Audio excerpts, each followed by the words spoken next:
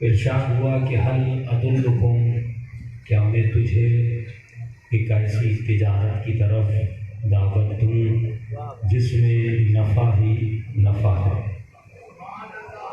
ایک ایسی تجارت جس میں نقصان کا اندیشہ بھی نہیں ہے، ایک ایسی تجارت جس کے نتیجے میں تو عذاب سے بچ جائے، جہنم سے بچ جائے، ایک ایسی تجارت جس کے نتیجے میں تجھے جنت مل جائے۔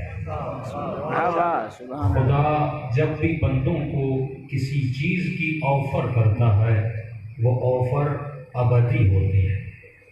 شیطان بندوں کو جس شے کی طرف بلاتا ہے وہ ٹیمپریری ہوتی ہے۔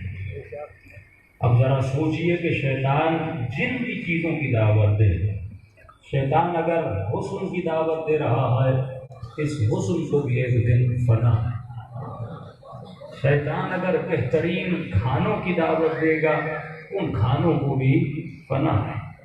شیطان اگر مال کی دعوت دے گا، اس مال کو بھی فنا ہے۔ وہ کون سی چیز ہے جو آپ کہیں کہ شیطان ہمیں کہے اور ہم کریں، اس میں بقا ہو؟ لیکن اہم ترین سوال آپ کے سامنے رکھ رہا ہوں، اگر توجہ میری طرف رہے، کہ میری مجالس ذکری نہیں ہوتی، فکری ہوتی ہیں۔ ماشاءاللہ ماشاءاللہ، فکر میری طرف رہے گی تو کچھ اس سفرے سے لے کر جائیں گے۔ صلوات پڑھیں محمد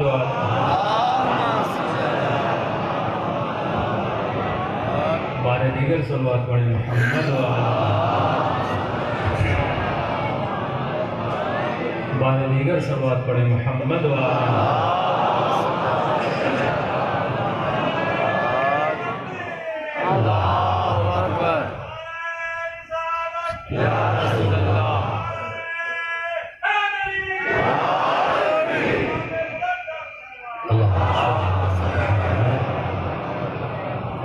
کہ میں نے کل عرض کیا کہ قرآن کریم میں جتنے بھی الفاظ ہیں، دیکھیے چھوٹی مثال دیتا ہوں، خدا جب بھی اپنا تعارف کراتا ہے کس کے ذریعے سے کرتا ہے؟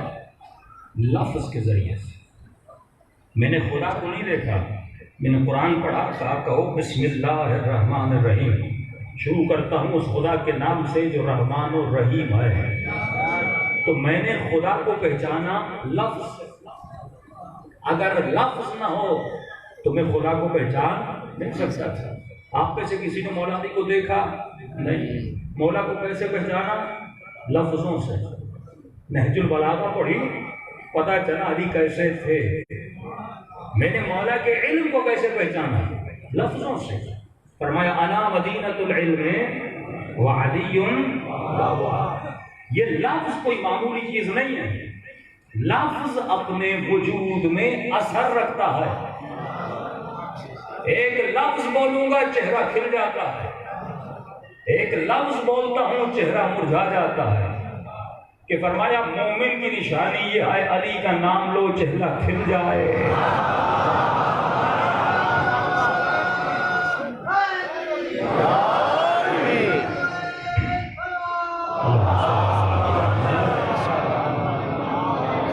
تو اس لفظ میں کتنی طاقت ہے، یہ لفظ ہنساتا بھی ہے، یہ لفظ رلاتا بھی ہے۔ لفظ خالی نہیں ہوتا، لفظ اپنے ساتھ تصور رکھتا ہے۔ ایک لفظ ہے، اس لفظ کی معنی بدلے، کل میں نے کہا معنی بدل جائے تو سنی، معنی بدل جائے تو شیعہ۔ من کنت مولا ہو فہذا علی مولا، تصور بدلا، کسی نے علی کو خلیفہ مانا، تصور بدلا، کسی نے علی کو دوست مانا۔ تو لفظ کی جنگ بڑی اہم ہے۔ لفظ خالی نہیں ہوتا، لفظ اپنے وجود کے اندر معنی رکھتا ہے، اور جب تک صحیح معنی نہیں لوگے تب تک تمہیں صحیح تصور نہیں ملے گا۔ انسان کی ویلیو کیوں ہے؟ آنکھیں میرے پاس بھی تو گدھے کے پاس بھی، کان میرے پاس بھی تو گدھے کے پاس بھی، زبان میرے پاس ہے تو گدھے کے پاس بھی ہے۔ تو مجھ میں ایسا نیا کیا ہے کہ میری عزت کی جائے، میری تکریم کی جائے؟ حیوان کسی روڈ پہ مر جائے تو نہ اس کا غسل ہے نہ اس کا کفن ہے، لیکن مسلمان اگر مر جائے تو غسل بھی واجب، کفن بھی واجب۔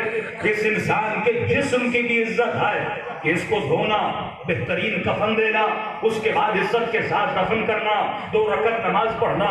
اے انسان، تمہاری ویلیو کیوں ہے؟ تمہاری قدر کیوں ہے؟ جو جسم تجھے ملا وہ حیوان کو ملا، جو آنکھیں تجھے ملی وہ حیوان کو ملی۔ اگر تیرے پاس بال ہے تو حیوان کے پاس ہے، اگر تیرے پاس چمڑی ہے تو حیوان کے پاس ہے۔ قدر انسان کیوں ہے؟ انسان تمہاری قیمت ہے لفظوں کی وجہ سے۔ سبحان اللہ۔ علمی تعریف کی جاتی ہے تو کہا جاتا ہے الانسان هو الحیوان الناطق، انسان ایک ایسا حیوان ہے جو نطق رکھتا ہے، انسان ایک ایسا حیوان ہے جو باتیں کرتا ہے۔ تو تمہاری قیمت ہے بات کی وجہ سے۔ سبحان اللہ۔ تو کوئی کہہ سکتا ہے مولانا باتیں تو طوطا بھی کرتا ہے، تو صرف قیمت باتوں کی وجہ سے نہیں ہے، صرف قیمت لفظوں کی وجہ سے نہیں ہے، قیمت اس معنی کی وجہ سے ہے جو تو خود لفظ کو عطا کرتا ہے۔ اور اس لفظ کو معنی کہاں سے ملتی ہے؟ تمہاری فکر سے ملتی ہے۔ یہ فکر ہے جو لفظوں کو قیمت دیتی ہے۔ اس کی زندہ مثال، آپ کسی مومن کے گھر میں گئے اور طوطے نے آپ کو گالیاں دینا شروع کر دی، تو آپ جواب میں طوطے کو گالی دو گے یا جس نے گالی سکھائی ہے؟ طوطے سے تو کوئی جھگڑا نہیں ہے، کیونکہ طوطا وہی کہتا ہے جس نے اسے فکر دی ہے۔ تو یہاں جنگ فکر ہے کہ تمہارے لفظوں کو فکر کون دے رہا ہے؟ اصل قیمت فکر کی ہے۔ اگر تمہاری فکر حسین والی ہے تو خدا سلام کرتا ہے، اگر یزید والی ہے تو خدا لعنت بھیجتا ہے۔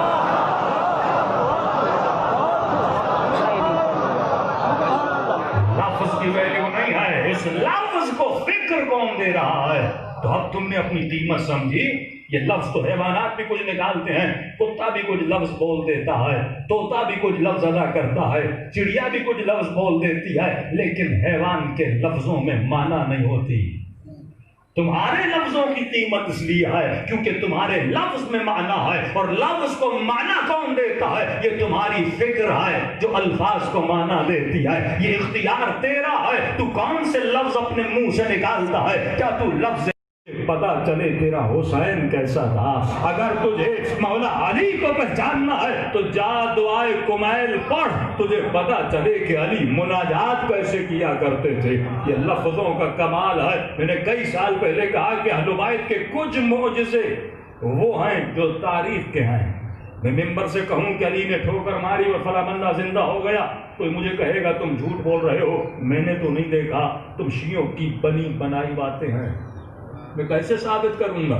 لیکن کچھ معجزے اہل بیت کے وہ ہیں جو زندہ معجزے ہیں، جو ابھی بھی موجود ہیں۔ آپ لوگوں کو دکھا کر اہل بیت کی حقانیت کو بتا سکتے ہو۔ کئی سال پہلے میں نے پڑھا تھا اور اس معجزے کی وجہ سے میں نے 7 جوانوں کو شیعہ کیا تھا۔ صرف چھوٹا سا معجزہ دیکھیے۔ ایک مرتبہ میں اہل بیت کے دشمنوں کا ذکر کرتا ہوں اور اتنا ذکر کرتا ہوں، میں نے کسی اپنے استاد کو کہا، میں نے کہا قبلہ میں کروں تو کیا کروں، مسائل بڑے ہیں۔ انہوں نے کہا تم ان کا ذکر کیوں کرتے ہو؟ تم اتنا علی علی کرو، اتنا علی کا ذکر کرو، اتنے علی کے فضائل پڑھو، اتنے مولا کے مناقب پڑھو، وہ مولا کی باتیں بیان کرو۔ جب تم علی کی فضیلت بتاؤ گے تو علی یہاں پر ہوں گے، وہ تو ویسے بھی نظر نہیں آتے۔ اتنی اپنی مولا کی فضیلت پڑھو۔ اب دنیا بھی تو جاننا چاہتی ہے نا بھائی، آپ کو پہچاننا ہے کہ یار کاظمی کیسا آدمی ہے۔ تو آدمی، مولا علی کا فرمان ہے، انسان اپنی زبان کے پیچھے چھپا ہوا۔ اچھا کوئی شیعہ سنی کیسے پتا چلے؟ آپ نے کالے کپڑا بھی نہیں پہنا، بالکل سمپل ڈریس پینٹ شرٹ میں گھوم رہے ہیں، ہاں اب کسی کو جاننا ہے یہ شیعہ ہے یا سنی ہے؟ میں ایک مسجد سے گزرا، مجھے کیسے پتا چلے یہ شیعہ کی مسجد ہے یہ سنی کی مسجد ہے؟ لفظوں سے پہچان ہوتی ہے۔ جیسے مسجد سے آواز آئے گی اشہد ان علی ولی اللہ، پتہ چل جائے گا یہ کس کی مسجد ہے، یہ شیعوں کی مسجد ہے۔ جیسے گفتگو کرے گا قبلہ نام کیا ہے، اس نے کہا نام میرا حسین ہے یا حسن ہے، پتہ چلے گا کہیں نہ کہیں اس کے خاندان میں نسبت اہل بیت سے ہے، تبھی اہل بیت کا نام رکھا۔ اور کسی سے پوچھا تمہارا نام کیا ہے، کسی نے کہہ دیا میرا نام شمر ہے، میرا نام مروان ہے، تو پتہ چل جائے گا جو اسی کی نسل سے ہے۔ تو لفظ بتاتے ہیں کہ تیرا تعارف کیا ہے۔ دیکھ رہے ہیں کہ لفظوں کی اہمیت کتنی ہے۔ ایک چھوٹا سا لفظ ہے مومن بنا دے، ایک چھوٹا سا لفظ ہے منافق بنا دے۔ کفار مکہ رسول خدا کے پاس رسول نے کہا لفظ ادا کرو، امان مل جائے گا، امان مل جائے گا۔ انہوں نے کہا اشہد ان لا الہ الا اللہ واشہد ان محمد رسول اللہ، 2 لائنیں پڑھی، مسلمان ہو گئے۔ مومن نہیں، مسلمان ہو گئے۔ 2 ہی لفظ ہیں، ہاں انکہ تو کہہ دیا، خاتون محرم ہو گئی، مرد محرم ہو گیا۔ 2 لفظ کہہ دیے طلق تو آپ سے جدا ہو گئی۔ تو لفظ جوڑ بھی رہے ہیں، لفظ جدا بھی کر رہے ہیں، کیونکہ لفظوں میں معنی ہے۔ انسان کا معاشرہ لفظوں پہ چلتا ہے۔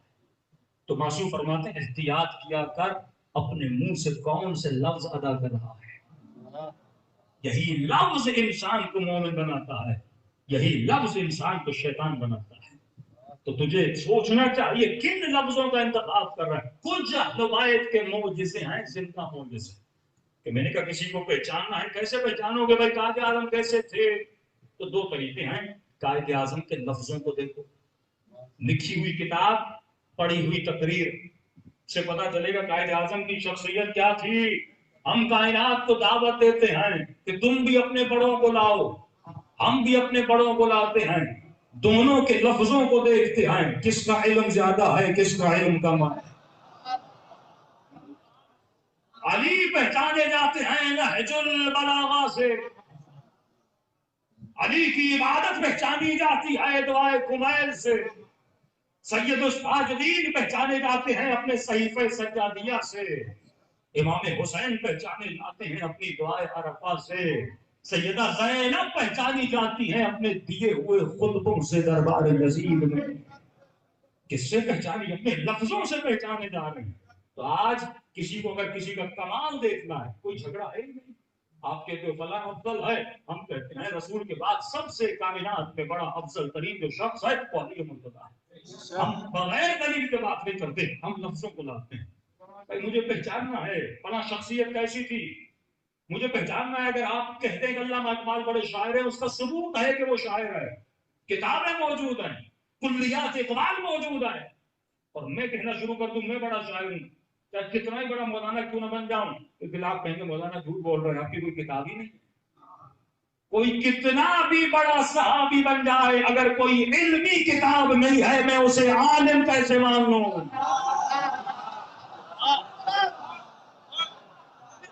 کچھ تو ہو تو مجھے دکھاؤ. ایسے میں کیسے مانوں وہ عابد تھا, وہ زاہد تھا, وہ عالم تھا؟ ہمارے اماموں کے جتنے بھی القاب ہم نے نہیں لیے, زمانے نے لیے. لقب ہے زین العابدین, اگر لقب زین العابدین ہے تو جا پڑھ مولا کی دعائیں ابو حمزہ سمالی. کتنی دعائیں امام سجاد نے دی, واللہ 2 دعائیں. ایک بہت بڑا کراچی کا تاجر تھا, اس کو پہلے ہم نے دعائیں کمیل دی. دعائیں کمیل پڑھ کے آدھا شیعہ تو ہو گیا. اس نے کہا مولانا ہم کسی کی تعریف بھی کریں 2 لائنیں 3 لائنیں, آخر میں الفاظ ختم ہو جاتے ہیں. علی اتنی خدا کی تعریف کر رہے ہیں لفظ ختم ہی نہیں ہو رہے. کس بندے نے یہ سلیقہ؟ دیکھیے عہد و بیعت اگر نہ ہوتے, بلدہ جو دعائیں آپ شیعوں کے پاس ہیں کسی کے پاس نہیں. یہ دعا کسی معجزے سے کم نہیں ہے کہ بندہ رب سے کیسے باتیں کرے. کون سکھائے گا؟ رب تو نہیں سکھائیں گے, رب نواز بندے سکھائیں گے جن کو خدا نے عطا کیا ہو. انہوں نے کہا مولانا, میں نے کہا ابھی تم نے دعائے کمیل پڑھی ہے, آؤ تجھے دعائے عرفہ دیتا ہوں. دعائے عرفہ جیسی دعا کوئی ہو ہی نہیں سکتی. ہم واللہ معارف اہل بیت سے دور ہیں. دعائے عرفہ پڑھی, وہ پریشان ہو گیا کہ وہ دعا تو لمیٹڈ دعا تھی دعائے کمیل. میں نے کہا یہ دعا جو عرفہ کے دن امام حسین نے پڑھی, علی نے دعائے کمیل سجدے میں پڑھی, حسین نے دعائے پوری, اتنی لمبی دعا, پوری دعائے عرفہ کو حسین نے کھڑے ہو کر پڑھا. کس طرح اتنی گاڑی توحید, اتنا رب کا ذکر, اتنا اللہ کے سامنے کا, مجھے سمجھ نہیں آتا.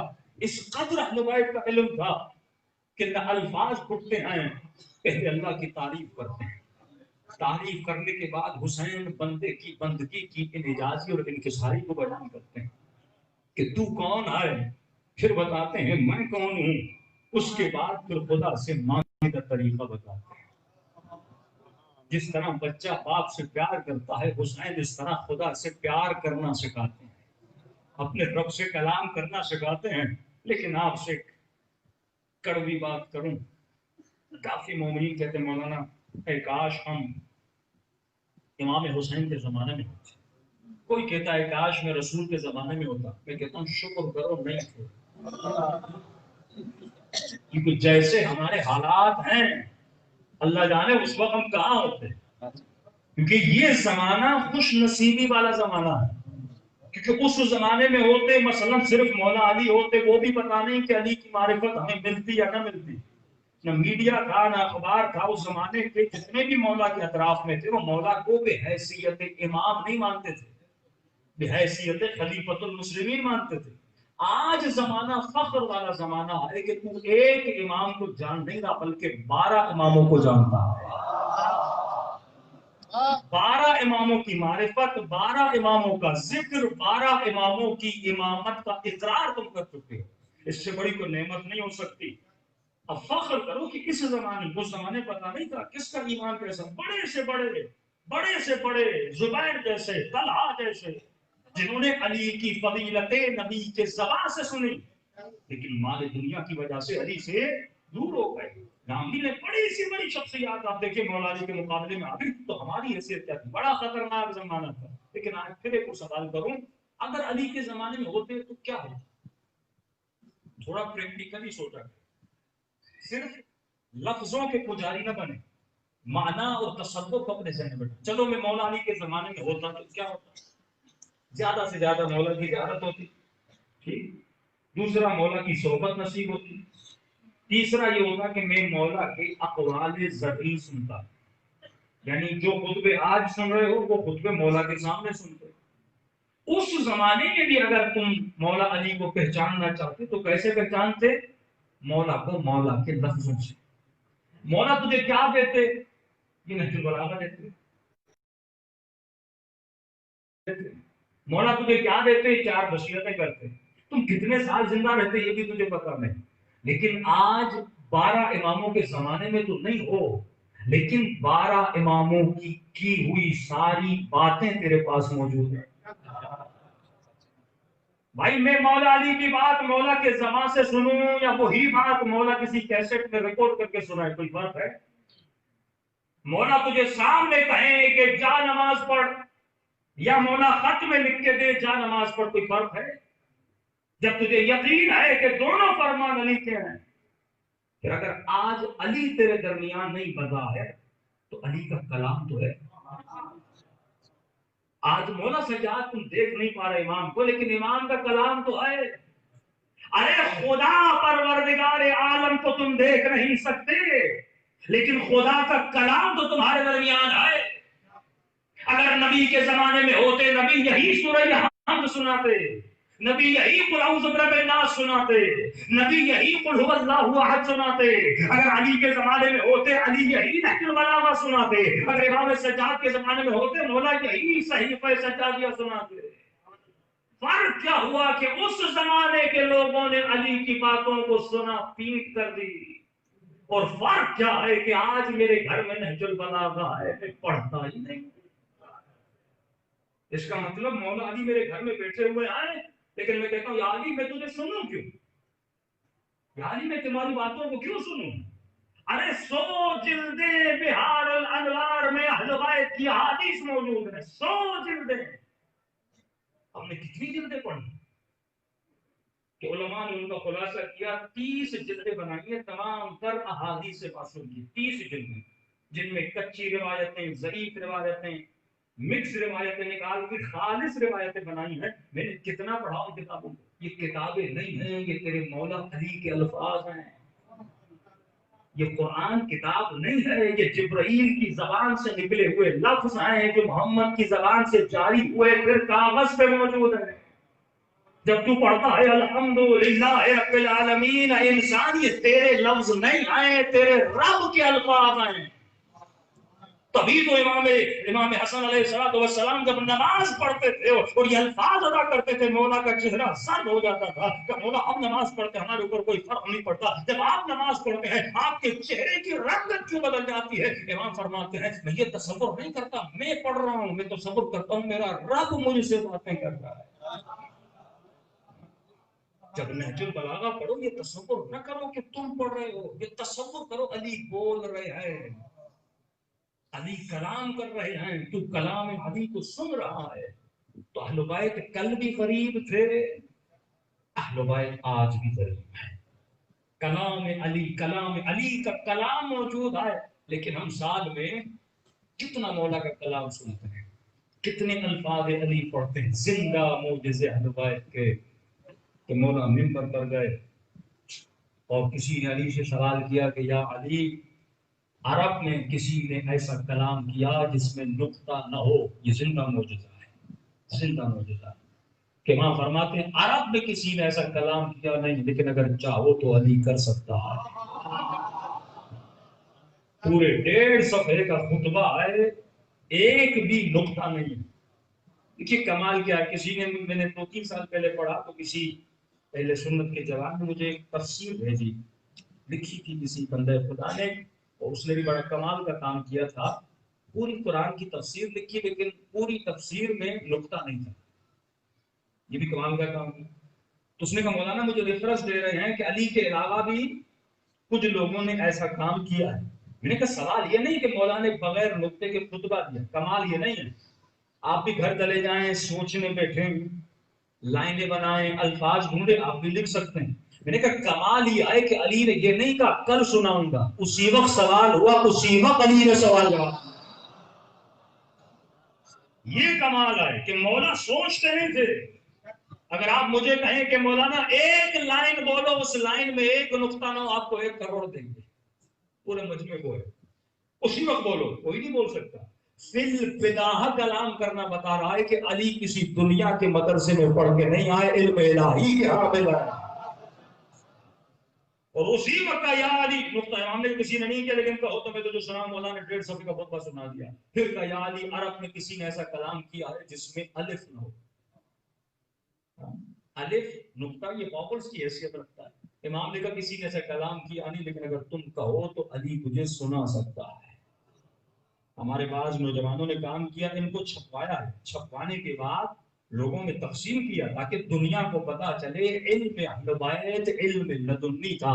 ایک علم وہ ہے جو دنیا سے عطا کیا جاتا ہے، ایک علم وہ ہے جو لدنی ہوتا ہے۔ لدنی کا مطلب یہ ہے کہ ان کا علم پروردگار عالم کی طرف سے ہے، اور جسے خدا علم دیتا ہے اسے سوچنے کی ضرورت نہیں پڑتی۔ صلوات پڑھے محمد وعلی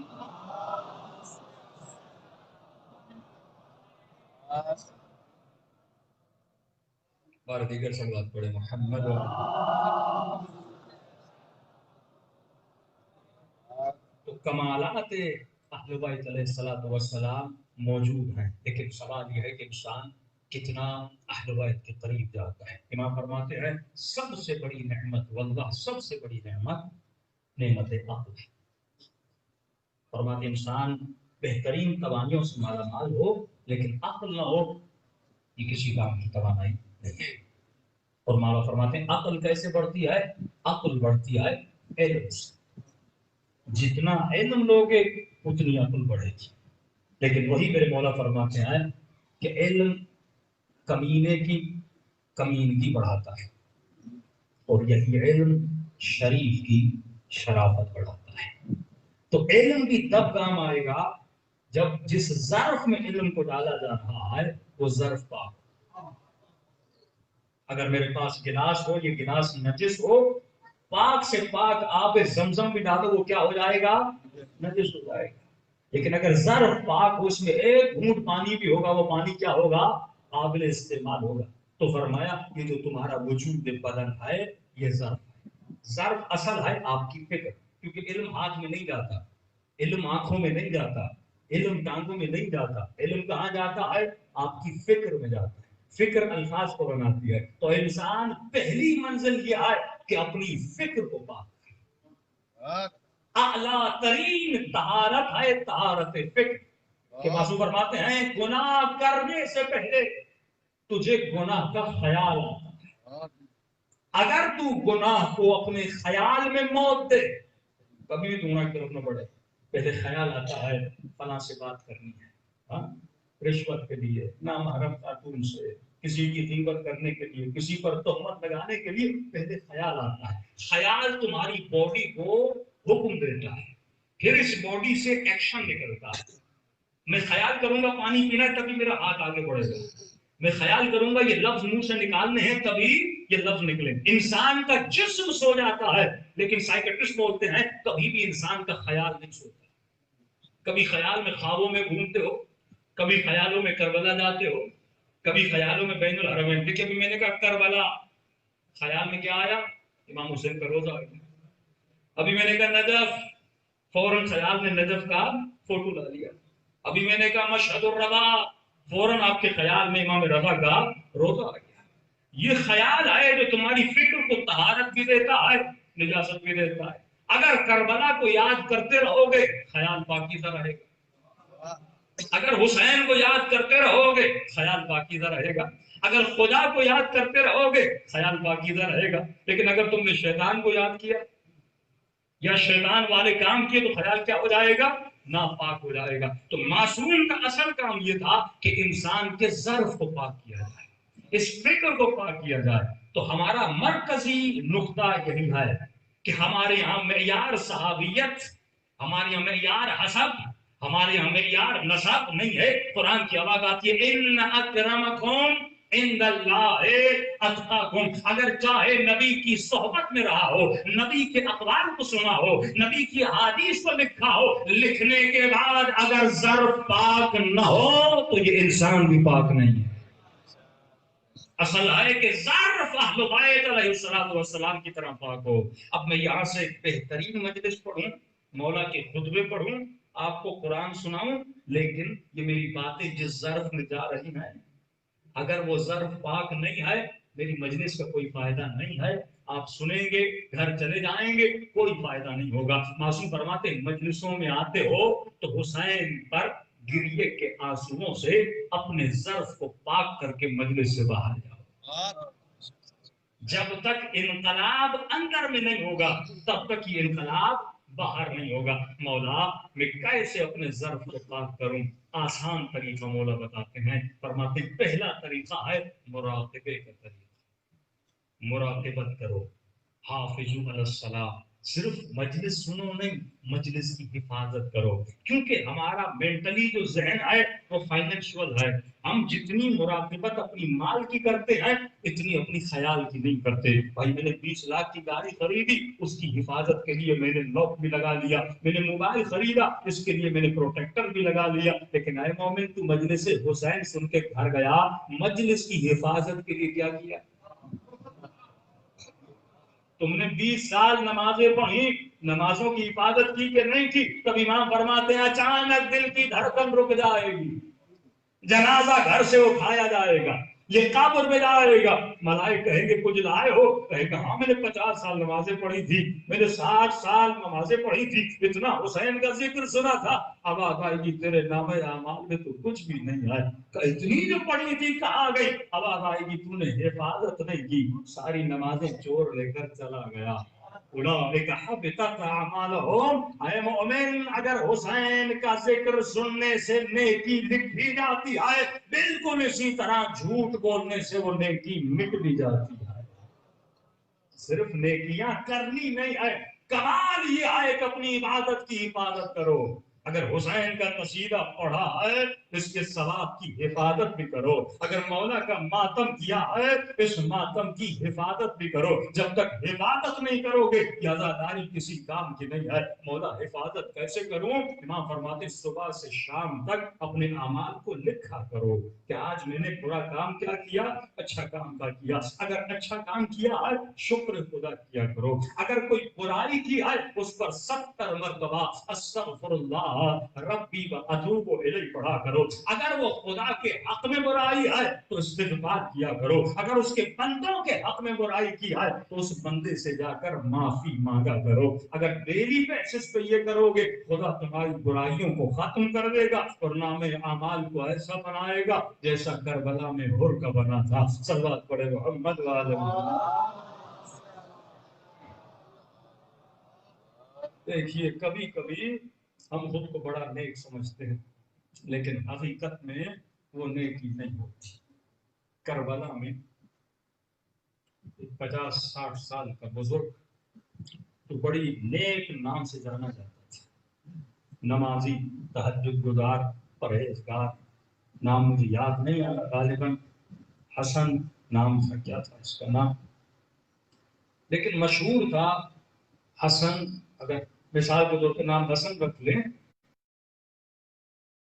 جو امام حسین کی تربت بیچتا ہے، یعنی خاک شفا۔ اس کی دکان تھی کربلا میں خاک شفا کی، یہ خاک شفا بیچا کرتا تھا، نیک، بے انتہا نمازی، تہجد گزار۔ مولا حسین کے حرم میں فیصلہ ہوا خادموں کا جو لیڈر تھا وہ انتقال کر گیا۔ اب امام حسین کے خدام کے لیے ایک نیا خادموں کا جو ہیڈ ہوتا ہے وہ چننا تھا، تو وہاں رسم میں کسی ایسے کو چنا جائے جو شہر کا سب سے بڑا متقی، شہر کا سب سے بڑا پرہیزگار ہو، تاکہ وہ امام حسین کے خدام کا ہیڈ بنے یا صدر بنے، جو بھی آپ نام دیں۔ تو انہوں نے کہا وہ حسن صاحب جو ہیں، جو امام حسین کی تربت بیچتے ہیں، خاک شفا بیچتے ہیں، وہ شہر کا سب سے بڑا متقی، بزرگ، نمازی، صف اول میں آنے والا، تہجد پڑھنے والا، ہم اس کو بناتے ہیں۔ اس کے پاس گئے، قبلہ ہمیں کوئی اور نہیں مل رہا، آپ بڑے متقی ہیں، آپ بڑے پرہیزگار ہیں، آپ آگے یہ عہدہ سنبھالیے۔ انہوں نے کہا نہیں، مجھے امام حسین کی خادمی تو منظور ہے، لیکن میں عہدوں کا طلبگار نہیں، میں کسی عہدے پہ نہیں آؤں۔ انہوں نے بڑا اصرار کیا، ہمیں کوئی اور نہیں مل رہا، بزرگ چل کر گئے، بالآخر انہوں نے مان لیا، لیکن انہوں نے کہا ایک شرط پہ، میں کرسی پہ صرف نہیں بیٹھوں گا، میں پھر حرم کو جھاڑو بھی لگاؤں گا، پھر میں حرم کی خدمت بھی کروں گا، بالکل خادموں کی طرح میں مولا حسین کے حرم کی خدمت کروں گا۔ ٹھیک ہے، یہ آئے، انہوں نے عہدہ سنبھالا۔ کافی مہینوں کے بعد مولا کے شہر میں ایک خاتون نے شور شرابہ شروع کیا۔ یہ دوڑتے ہوئے گئے، کیا ہوا؟ انہوں نے کہا چور میرا پرس لے کر چلا گیا، حرم حسین میں میری چوری ہو گئی، تم خدام کر کیا رہے ہو؟ انہوں نے فوراً آرڈر دیا کہ حرم کے سارے دروازے بند کر دیے۔ دروازے بند کیے، یہ ایک ایک زائر کے پاس گئے، معذرت کرنے لگے، میں آپ سے معافی چاہتا ہوں، کیونکہ اس خاتون کی چوری ہوئی ہے، ہم آپ پہ شک نہیں کر رہے، لیکن تھوڑی سی چیکنگ کرتے ہیں۔ انہوں نے کہا حسن صاحب آپ بہت اچھا کام کر رہے ہیں، چیک کریں، کوئی بات نہیں۔ سب کو چیک کیا، لیکن خاتون کا پرس نہیں ملا۔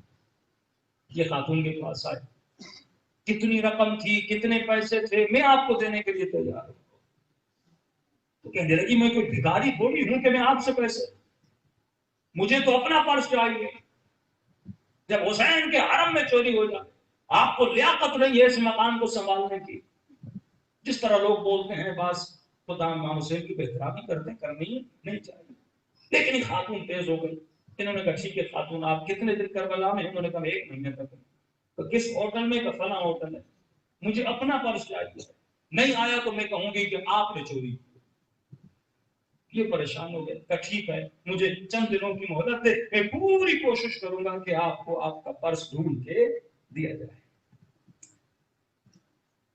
حسن خان کے تربت بیچنے والا کہتا ہے کہ بڑا پریشان، بہت ڈھونڈا لیکن مجھے پرس نہیں ملا۔ کہتے امام حسین کی زیارت کر کے رات کو گھر گیا۔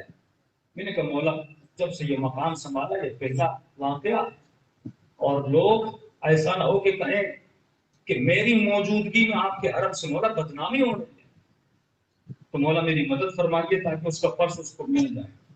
کہتے رات کو میں سویا، خواب کے عالم میں دیکھتا ہوں کہ امام حسین کے حرم ہے، اور امام حسین سامنے سے آ رہے ہیں۔ امام حسین کے ہاتھ میں چھوٹی سی کرسی ہے، ایسی کرسی زمین پہ رکھی جائے، لوگ وہاں پہ کھڑے ہو جائیں، اور مولا آ رہے ہیں، اور علماء نے وہ صحن کے بیچ میں کرسی رکھی اور امام کرسی کے اوپر کھڑے ہوئے۔ میں دوڑا دوڑا مولا کے پاس گیا، میں نے کہا مولا مسئلہ ہے، کیا مسئلہ ہے؟ کہ مولا آپ کے حرم میں چوری ہو گئی، مجھے بتائیے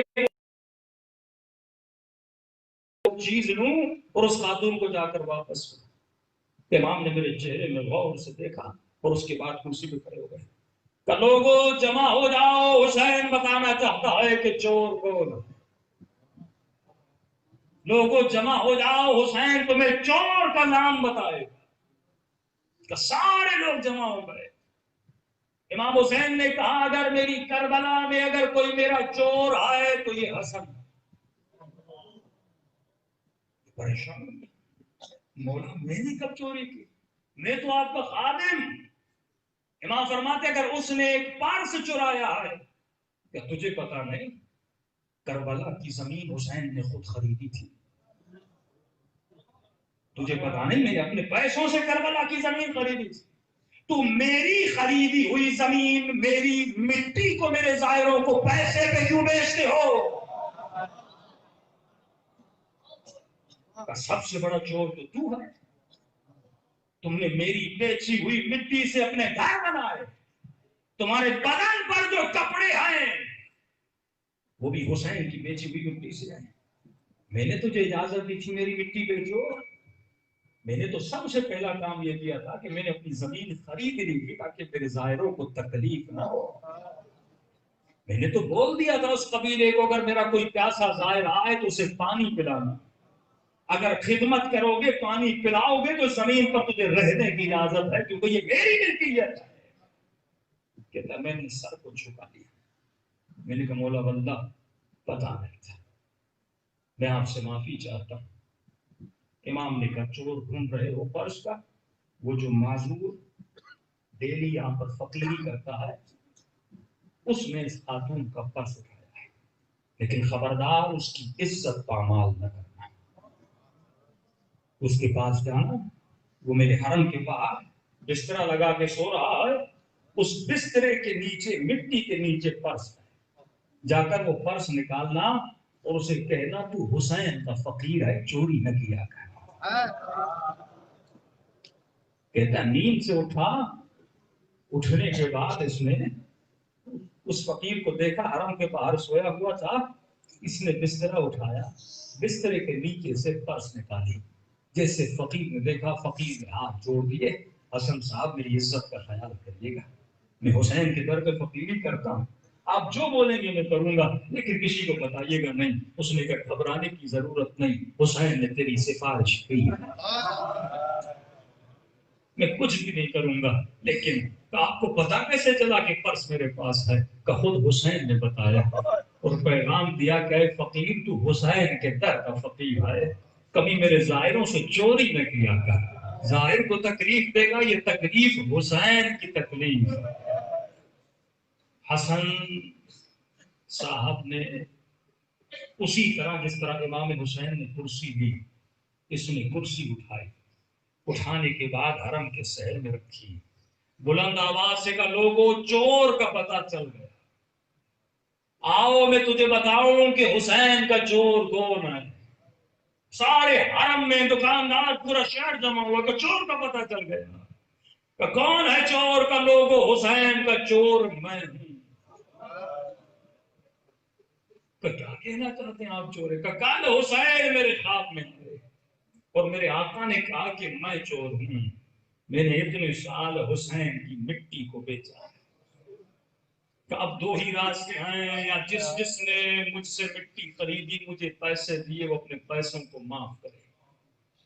اور میں جتنوں کو جانتا تھا اس نے معافی کروائی, لیکن اس کے بعد بھی حسن نے اپنا گھر بیچا, اپنا مال بیچا, جتنی دولت تھی اس دولت کو بیچا. بیچنے کے بعد فقیروں میں تقسیم کیا, تقسیم کرنے کے بعد پھر اپنا کاروبار بدل دیا. اسے کہتے ہیں اپنے ظرف کو پاک کرنا. صرف مجلس سننا کافی نہیں ہے. یہ خواب میں حسین سنائے یا منبر سے حسین کا کلام تجھے میں سناؤں, فرق نہیں پڑتا. بات ہے حسین ابن علی کی. جب کوئی کہے نا قال رسول اللہ قال حسین ابن علی, یہ فرمان تیرے مولا کا ہے. جب اپنے وجود کے اندر کسی نجاست کو دیکھو, جب تک نجاست نکالو گے نہیں تب تک قبر میں حسین تمہاری مدد کریں. اگر حسین کی مدد چاہیے تو میرے عزیز ایسے بنو جیسے حسین ابن علی نے کہا. واللہ اگر خود کو پاک نہیں کریں گے یہ زندگی بہت چھوٹی زندگی ہے. فرماتے ہیں جس نے اقرار کیا معصوم کے سامنے, امام فرماتے ہیں اس کا ظرف اعلیٰ ہو جاتا ہے, لیکن یہ تکبر انسان کو اقرار کرنے سے روکتا ہے. ایک آنسو انسان کو جنتی بھی بناتا ہے, لیکن سوال یہ ہے کہ یہ کون سا آنسو ہے؟ فرمایا وہ آنسو جو حسین کے غم میں بہایا جائے. لیکن آپ کہیں گے اتنے لوگ مجلسوں میں آتے ہیں, پھر یہ حسین کے آنسوؤں سے بدلتے کیوں نہیں؟ ہم صرف اندر کی بھڑاس محبت کا جذبہ نکال کے چلے جاتے ہیں. میں اس آنسو سے اور کیوں نہیں بنتا؟ جب سوچو گے تو اور بنو گے. علی گنگاب اپنے وقت کا سب سے بڑا شرابی. مولانا صاحب کہتے ہیں حسین کی مجلس پڑھ کے گاؤں آ رہا تھا, راستے میں نے علی گنگاب کو دیکھا. ایک جوان مغرور بدماش وقت کا شرابی جو لوگوں کو لوٹتا تھا لڑتا تھا، کام ہی یہی تھا اس کا۔ راستے میں آیا اور میں نے اس کو دیکھا تو مجھ سے پوچھنے لگا مولوی صاحب کہاں سے آ رہے ہو؟ میں نے کہا حسین کی مجلس پڑھ کے آ رہا ہوں۔ اچھا ہوتا کیا ہے مجلس میں؟ کہ حسین کا ذکر ہوتا ہے۔ اور کیا ہوتا ہے؟ کہ حسین کے مسائل ہوتے ہیں۔ کہ مجھے حسین کی مجلس سنا۔ مولانا صاحب کہتے میں ڈر گیا، شرابی آدمی ہے کہیں چاقو نکال کے وار نہ کر دے۔ تو میں نے بہانہ لگا، میں نے کہا دیکھو مجلس ایسے سنائی نہیں جاتی، ممبر ہونا چاہیے، مجمع ہونا چاہیے، ماحول ہونا چاہیے، پھر مجھے سنا۔ تو علی گنداز نے کہا ممبر کی کیا ضرورت ہے؟ اس میں دیوار کا سہارا لیا اور جس طرح آپ رکوع میں جاتے ہیں ایسے ایسے اپنی کمر کو جھکا دیا کہ مولانا میری کمر ممبر حسین، بیٹھ جاؤ اور مجھے حسین کا ذکر سنا۔ مولانا کہتے ہیں نشے میں تھا، منع کرتا ہوں تو لڑے گا، جان کا خطرہ تھا۔ میں نے کہا ٹھیک کیا سنا؟ تو وہی جو لوگوں کو سناتے ہو۔ مولانا کہتے ہیں اس کی پیٹھ پہ بیٹھ گیا۔ بیٹھنے کے بعد میں نے 2-3 فضیلت امام حسین کی سنائی۔ اب کا مولوی صاحب ذرا مسائل سنا۔ مولانا کہتے ہیں میں سوچنے لگا کیا سناؤں اس کو؟ تو میں نے کہا میرا حسین کربلا میں اتنا تنہا رہ گیا کہ حسین کا بھائی تھا قمر بنی گوش، قمر کہتے ہیں چاند۔ عباس اتنے حسین تھے کہ لقب ملا بنی ہاشم کا چاند۔ جب چلتے تھے تو لوگ بڑی حسرت سے دیکھتے، ان بنی کہتی تھی میرے اس بیٹے کو نظر نہ لگا۔ تو عباس جیسا بھائی تھا، حسین آخر میں اتنے تنہا رہ گئے، ظالم نے اکبر کو مار دیا، عباس جیسے بھائی کے بازو کاٹ دیے، ظالم نے حسین کے بھتیجے تھے قاسم کو مار دیا، بھانجے تھے اون محمد ان کو مار دیا۔ کہتا سنتا رہا یہ سنتا رہا۔ آخر میں مولانا صاحب کہتے میں نے کہا حسین اتنے تنہا ہو گئے کہ حسین کا ایک بیٹا تھا 6 مہینے کا، ظالموں نے اس پر بھی رحم نہیں کیا، اور ہاتھ میں بچہ تھا، حسین کے ہاتھوں میں 6 مہینے کے بچے کے گلے پر تیر لگا دیا۔ کہ بس یہ کہنا تھا۔ میں نے دیکھا جس کمر پہ بیٹھا ہوں وہ وجود لرزنے لگا، کہ علی کا ناک کوٹ کوٹ کے رونے لگا۔ میں فوراً اترا اور اس نے کہا کہ مولانا حسین اتنے غریب کہ 6 مہینے کے بچے کو بھی نہیں بخشا۔ ارے کیا ہوتا ہے ایک بچہ حسین کا چھوڑ دیتے؟ میں نے کہا ہاں تیرا مولا اتنا غریب تھا۔ کہا یہ زبان پہ ورد کرتا ہوا آگے بڑھتا گیا، اتنا غریب تھا، اتنا غریب تھا، اتنا غریب تھا، کہ روتا ہوا چلا گیا۔ میں نے خدا کا شکر کیا، میں بھی گھر چلا گیا۔ 3-4 دن گزرے، یہ مجھے شہر میں کہیں نظر نہیں آیا۔ ادھر ادھر پوچھا وہ علی گنداب کہاں ہے؟ کا پتہ نہیں۔ راستے میں اس کے رشتہ دار ملے، میں کہا علی گنداب نظر نہیں آ رہا، کہاں ہے؟ کا پتہ نہیں۔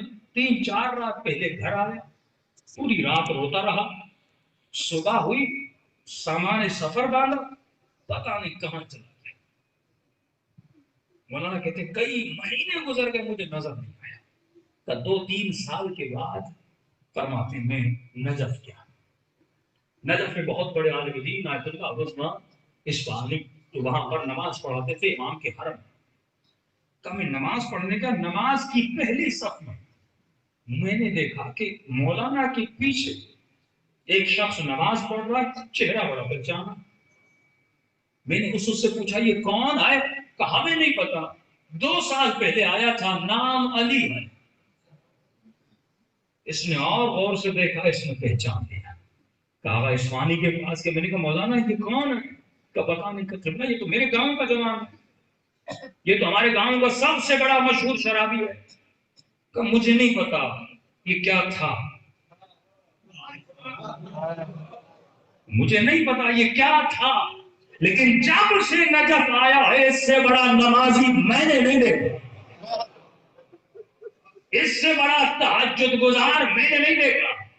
تو پورے نجف میں مشہور ہے، یہ رات کے 2 بجے مسجد کوفہ میں جاتا ہے، کہ اتنا روتا ہے، سجدے میں جا کر گھنٹہ گھنٹہ اپنے ایک گناہ پر روتا ہے، کہتا ہے خدایا تو علی گنداب کا یہ گناہ بخش دے، علی کے صدقے میں، اس اصغر کی ننھی سی گردن کے صدقے میں، اے خدا میرے اس گناہ کو بخش دے۔ تو ایک گھنٹہ اس گناہ پہ روتا ہے اور رونے کے بعد کہتا ہے تو کریم ہے، تو نے گناہ بخش دیا ہوگا۔ پھر کہتا ہے اگر تو نے یہ گناہ بخشا، علی اپنے اس گناہ کا کیا کرے؟ تو پھر دوسرے گناہ پہ روتا ہے، پھر تیسرے، یہ اس کی روٹین ہے روزانہ اتنا اپنے گناہوں پہ روتا ہے۔ اور سب سے پہلے نجف میں صف نماز میں یہ آتا ہے، تو آخر میں سب سے یہ اٹھتا ہے کہ عجیب عالم، میں بھی بڑا متاثر ہوا کہ پہلے کیا تھا لیکن اب کیا بن گیا۔ کہ اتنے میں ایک دن ہم رات کی نماز عشاء پڑھ رہے تھے کہ ایک طالب علم دوڑتا ہے، مولانا وہ جو فلاں مجتہد ہے بڑا معروف، ہاں کیا ہوا؟ کہا کہ خبر آئی ہے گھر سے کہ ان کے سکرات کا وقت قریب ہے، لگتا ہے کہ وہ آج رات مر جائیں گے، لہٰذا ان کے گھر سے پیغام آیا ہے کہ آپ ان کی قبر کا بندوبست کریں۔ اب وقت کا بہت بڑا مجتہد مرنے والا ہے۔ آیت اللہ اصفہانی نے کہا کہ قبر بھی کوئی مناسب جگہ پہ ہونی چاہیے۔ تو قبلہ کہاں قبر بنا؟ انہوں نے کہا جیسے امام حرم مولا علی کے حرم کے اندر داخل ہوتے دروازے سے، وہیں دروازے پر قبر کھودی۔ وقت کا مجتہد، بہترین جگہ قبر ہو، گھر آنے والا اس کی قبر کی زیارت کرے اور مولا علی کی زیارت کرے، ظاہروں کے قدوم سے اس قبر پہ برکت ہو۔ قبر کھودی گئی، تیار کی گئی، تو صبح کی نماز کے بعد غسل و کفن دے کے دفن کریں گے اور نماز جنازہ پڑھیں گے۔ اب انہوں نے صبح کی نماز ادا کی، پیغام بھیجا، کیا ہوا؟ طالب علم دوڑا، مولانا پتہ نہیں معجزہ ہو گیا۔ تو کیسا معجزہ؟ کہ وہ بالکل ٹھیک ہو گئے، بالکل ٹھیک ہو گئے۔ جس بندے سے اچانک طبیعت اتنی خراب ہوئی اور اچانک سے بالکل طبیعت سیٹ ہو گئی، انہوں نے کہا الحمدللہ۔ اب لوگوں نے کہا مولانا قبر کھودی ہوئی ہے، قبر تیار ہے، کیا کریں؟ بند کر دیں؟ کہ ابھی سوچ ہی رہے تھے کیا کیا جائے کہ اچانک ایک بندہ آیا، قبلہ کافی دیر ہو گئی علی گنداب سجدے سے سر نہیں اٹھا رہا، بڑی دیر ہو گئی، کا نارملی آدھا گھنٹہ سجدہ کرتا تھا، بڑی دیر ہو گئی سجدے سے سر نہیں اٹھا رہا۔ اب عثمانی اٹھتے ہیں اور علی گنداب کو آواز دیتے ہیں، علی گنداب اٹھ جا، علی گنداب اٹھ جا۔ تھوڑا سا ادھر کیا، علی گنداب کی گردن ڈھل گئی۔ یہاں نبض کو چیک کیا، ڈاکٹرز کو بلایا گیا، انہوں نے کہا اس کی تو کافی وقت ہو گیا، اس کی روح بدن سے پرواز کر گئی، موت بھی ہو تو ایسی حسین کی طرح سجدے میں روح پرواز کر جائے۔ علی کے حرم میں نماز کی حالت میں کہ مولانا کیا کریں؟ کہ جلدی غسل دو، کفن دو۔ یہ قبر اس آیت اللہ کے لیے نہیں بنی تھی، مولا علی نے اپنے علی کے لیے قبر کا بندوبست کیا۔ اچانک سے طبیعت کا خراب ہو جانا اور اچانک سے طبیعت کا صحیح ہو جانا کا یہ پیغام ہے۔ علی کو پتا تھا صبح اس کا انتقال ہونا ہے اور اس سے بڑا بہانہ کوئی نہیں ہے، اور علی گنداب کو مولا کے حرم کے ورودی مارج جب ہوتے ہو وہیں پر دفن کر دیا گیا۔ جب تو اپنے وجود میں، مولا نے کہتے کیسا بھی ہے، جب پتا چل جائے کہ حسین کیا چاہتے ہیں، اب ویسا بن جا جیسا حسین تجھے دیکھنا چاہتے ہیں۔ پھر یہ ہماری ذمہ داری ہے کہ ہم تمہاری قبر کا بندوبست کریں گے۔ اگر یہی تو دعا کرتا ہے زیارت عاشورہ میں، کہ خدا مجھے شفاعت حسین و زیارت حسین نصیب کر یوم الورود، کب؟ جب میں اپنی قبر میں وارد ہونے لگوں۔ اس سے بڑی خوشی کا منظر ہوگا، یہاں سے روح نکلے اور جنازہ جب قبر میں اتارا جائے تو قبر میں تیرے استقبال کے لیے حسین ابن علی آئے۔ تو کبھی کبھی یہ مصائب انسان کو اور بنا دیتے ہیں، لیکن جب دل قسی ہو، گناہوں نے دل کو کالا کر دیا، پھر حسین کی مصیبت بھی اس دل پہ اثر نہیں کرتی، اور دل کو کالا کرتا ہے لقمہ حرام۔ فرمایا ہے فوج یزید ملئت بطونکم من الحرام، یہ مال، یہ دولت انسان کی آنکھوں پہ پٹیاں ڈال دیتی ہے، اس کی عقل کو اندھا کر دیتی ہے۔ کیوں مجلس حسین بپا کی جاتی ہے؟ آؤ تاکہ تجھے پتا چلے کہ تمہارے اہل بیت نے زندگی کیسے گزاری، انہوں نے دنیا کے لیے زندگی نہیں کی، اپنی آخرت کے لیے زندگی کی. اور تجھے بھی یہی پیغام دیا کہ اس دنیا کو فنا ہے، بقا تمہاری قبر کو ہے. دلوں کو کربلا لے جائیں اور دعا کریں کہ ہم